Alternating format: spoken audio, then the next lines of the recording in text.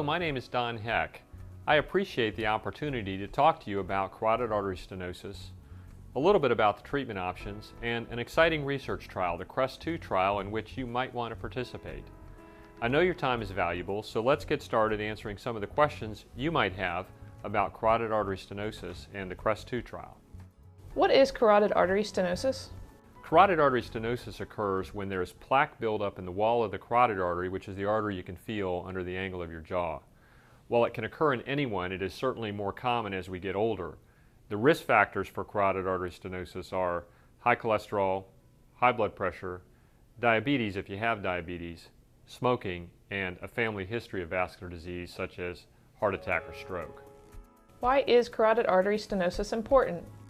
The reason we care about carotid artery stenosis, the reason it's important, is that carotid artery stenosis is a potential cause of stroke. Carotid artery stenosis always requires intensive medical treatment of the risk factors for vascular disease. In some patients, surgical treatment of the carotid artery might also be recommended. There are two such surgical procedures for carotid artery stenosis. The first, carotid endarterectomy, and the second, carotid artery stenting, and we'll discuss those further. It is very important to understand that for patients like yourself that have a severe carotid artery blockage that is not causing stroke symptoms, while surgical treatment is a good option in many patients and might be recommended, treatment with medicine alone is also a good option. What is the purpose of the CREST-2 trial? The CREST-2 trial is a research trial for patients like yourself. The trial is supported by the National Institutes of Health. The purpose of the trial is to determine what is the best treatment for patients with a blockage of the carotid artery that is not currently causing stroke symptoms. 20 years ago, there were two large research trials done, one in the United States and one in Europe, that compared surgery versus no surgery for patients with a severe blockage of the carotid artery that was not causing stroke symptoms. What was found is that in the group that had surgery, about 5% of those patients had a stroke within the next 5 years. Of the group that did not have surgery, about 10% of those patients had a stroke within the next 5 years. The results of the two trials were very, very similar. So the difference between having surgery and not having surgery was about 5% over a 5-year period of time. Said another way, 90% of the patients who did not have surgery did not have a stroke in the next 5 years. 95% of the patients who did have surgery did not have a stroke in the next 5 years. While it might be frightening to be told that you have a severe blockage of the carotid artery, I hope you'll agree that even 20 years ago, the prognosis was pretty good. So what's changed? As I mentioned, those trials were done 20 years ago. Carotid artery surgery and carotid artery stenting have both improved, and the risk of those procedures is now lower than it ever has been. Medications have also improved. For example, commonly used cholesterol medications called statins were not even available 20 years ago. There is good evidence that aggressive treatment of the risk factors of vascular disease significantly lowers the risk of stroke compared to what we were able to do back then. It's very possible that that 5% gap between surgery and no surgery may have narrowed with the improved medical treatment of the risk factors of vascular disease. On the other hand, it's also very possible that surgery or stenting still has some added benefit in terms of reducing your risk of stroke compared with medication alone. So what is the best treatment for patients like you? Is it medication alone to manage the risk factors for vascular disease? Or is it medication plus carotid artery surgery or stenting? Answering that important question is the purpose of the CREST-2 trial. How is carotid artery stenosis treated with medication? The medical treatment of carotid artery stenosis focuses on the risk factors for atherosclerotic vascular disease, which is sometimes called hardening of the arteries. The goal of treatment is to lower the blood pressure, lower the cholesterol, achieve good glycemic control in patients with diabetes, achieve smoking cessation for patients who smoke, and encourage modest exercise. The good news is that managing these risk factors not only will reduce your risk of stroke, it also reduces your risk of heart attack And for patients who smoke, quitting smoking markedly reduces your risk of cancer. What are the surgical treatments for carotid artery stenosis? There are two surgical procedures for carotid artery stenosis: carotid endarterectomy and carotid artery stenting. The goal of both procedures is the same: the prevention of stroke. Carotid endarterectomy is a surgical procedure performed through a small incision made on the side of the neck. The surgeon carefully opens the artery, removes the plaque, and then sews the artery up again.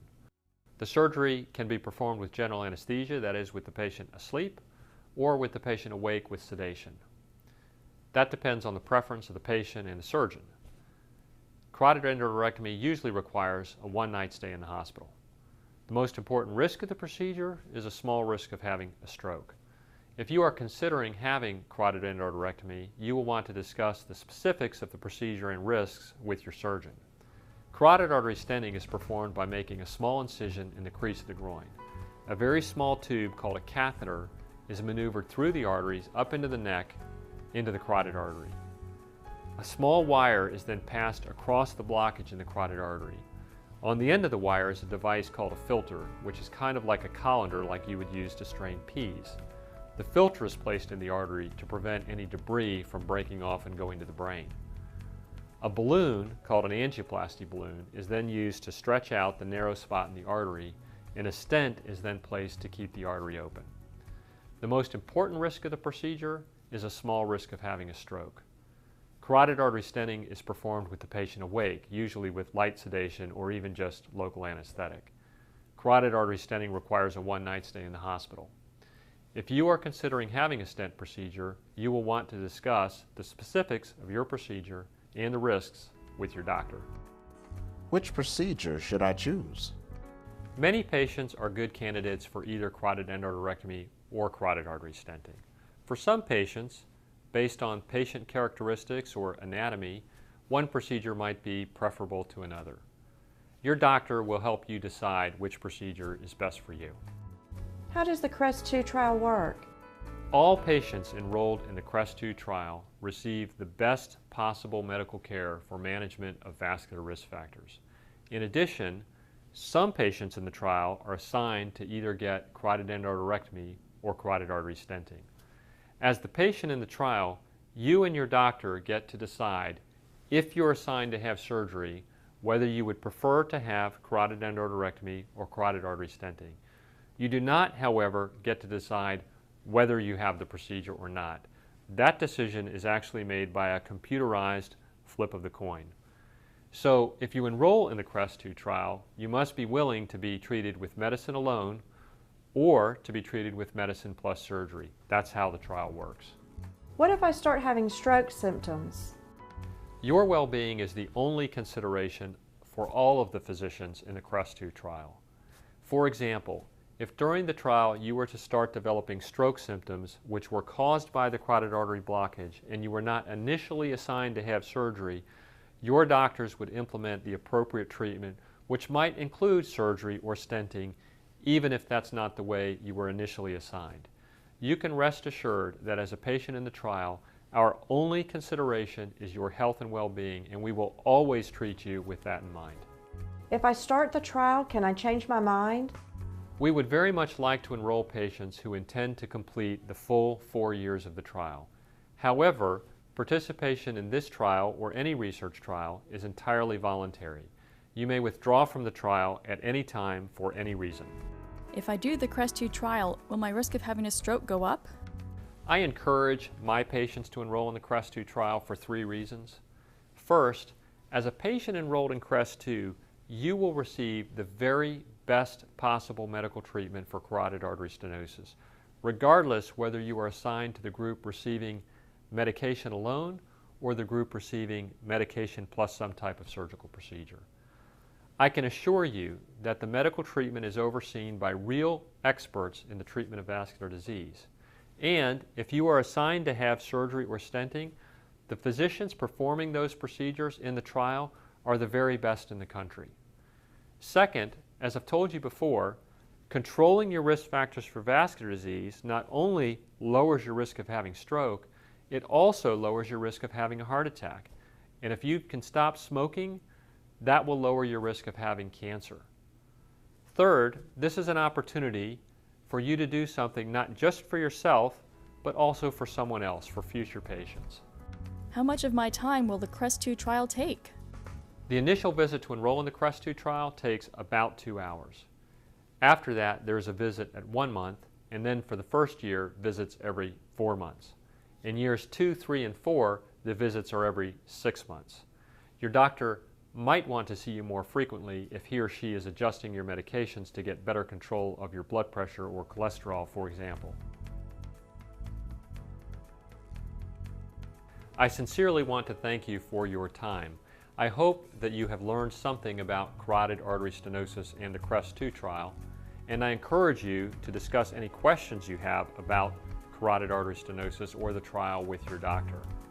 Whatever treatment decision you make, on behalf of the physicians of the CREST-2 trial, we wish you the very best and healthiest future possible.